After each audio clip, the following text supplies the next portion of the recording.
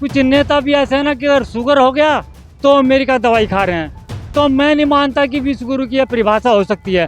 और हमारी समिति से जुड़े जितने भी लोग हैं और शहर के जितने भी गणमान्य लोग हैं उनको सबको सम्मान देने की व्यवस्था यहाँ पर करी।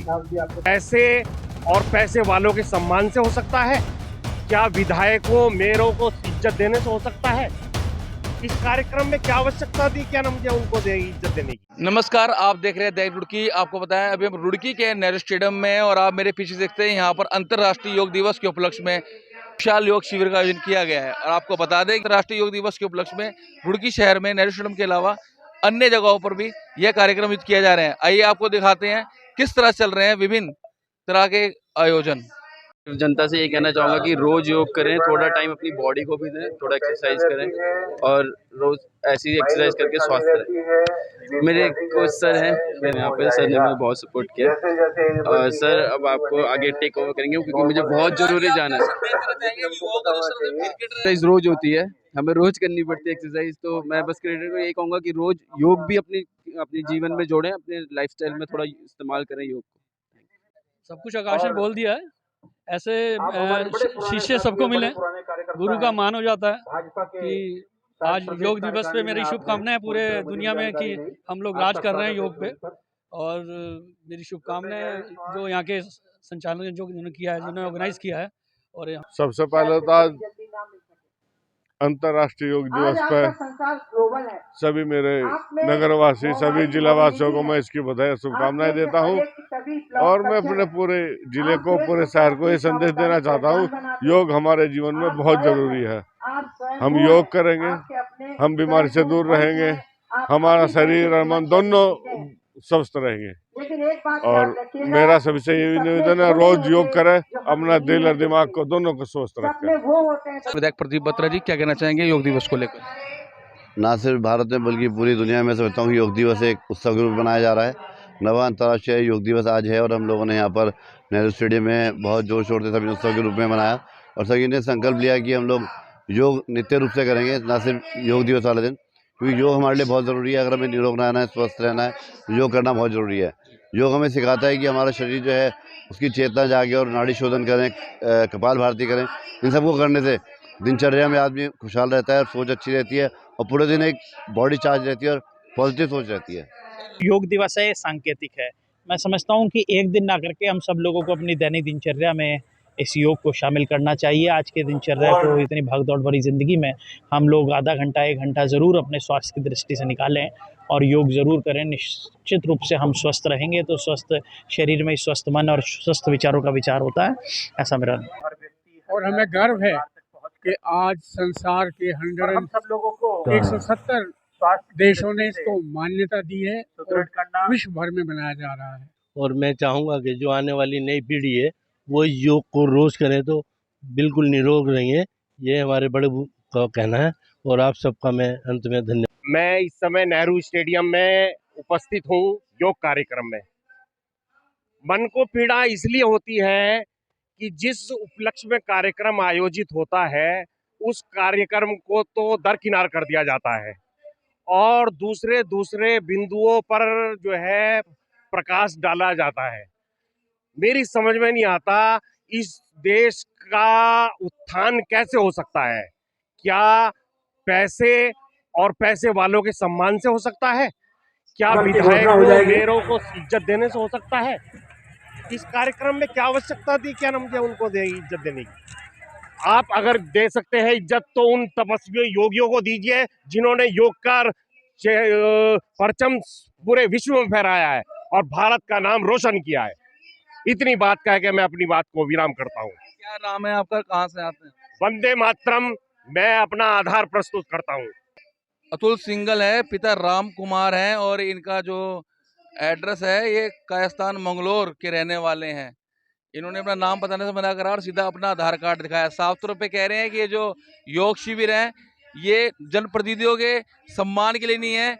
अगर सम्मान होना चाहिए तो उन तपस्वियों को होना चाहिए जिन्होंने योग को आज ऊंचाइयों तक पहुंचाने का काम करा है।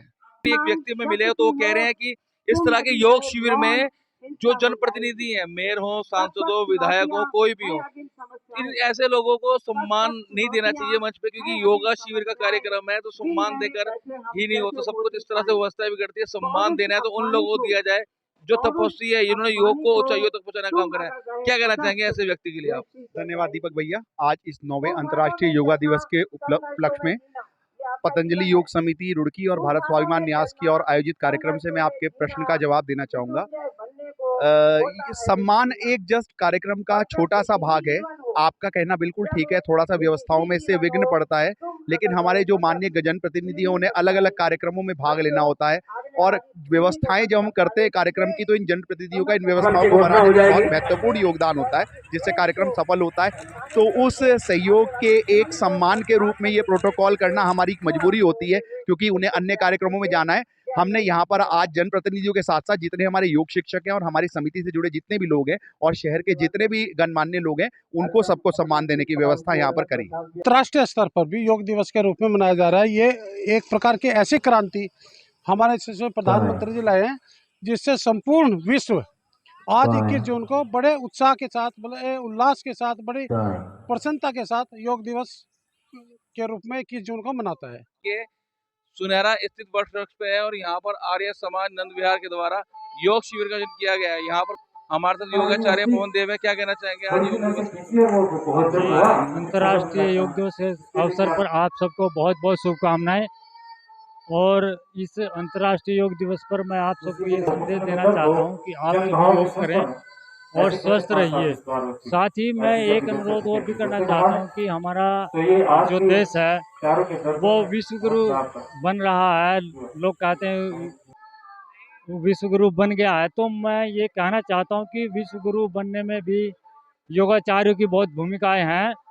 तो मैं किसी का नाम नहीं लेता, सरकार को नहीं कहता कि वे इतनी तो कोशिश करें। अंतर्राष्ट्रीय योग दिवस उन्होंने मनवाया पूरे विश्व में, तो कम से कम वे अपने देश में इसे योग शिक्षकों को तो कहीं प्रमोट करें, उन योग शिक्षकों को इस योग को एजुकेशन में ले आए।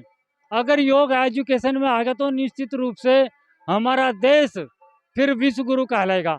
अभी यहाँ से कुछ नेता भी ऐसे हैं ना कि अगर शुगर हो गया तो अमेरिका दवाई खा रहे हैं, तो मैं नहीं मानता कि विश्व गुरु की यह परिभाषा हो सकती है।